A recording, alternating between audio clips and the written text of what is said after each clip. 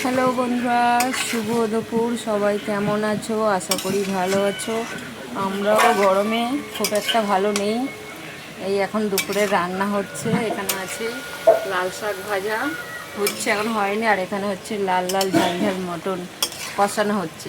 আর রান্না করছে ওই যে আমাদের গিরিবাবু। এখন দুপুরে ডিউটি নেই, গরমে ছুটি আছে, ওর জন্য রান্না করছে, তাই তো? ভালো মটন আর চিকেন রান্না করতে পারে, তার জন্য দেওয়া হয়েছে। এখনও জল দেওয়া বাকি আছে, একটু কষানো হচ্ছে। মটনগুলো একটু দেখো।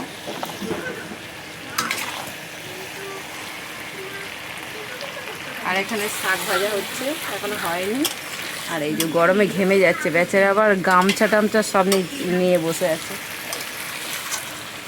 কেমন হয়েছে ভিডিওটা, আশা করি ভালো লাগবে সবার। একটু জানিও, লাইক কমেন্ট করে। এখানে রাখছি বন্ধুরা, এই যে টাটা।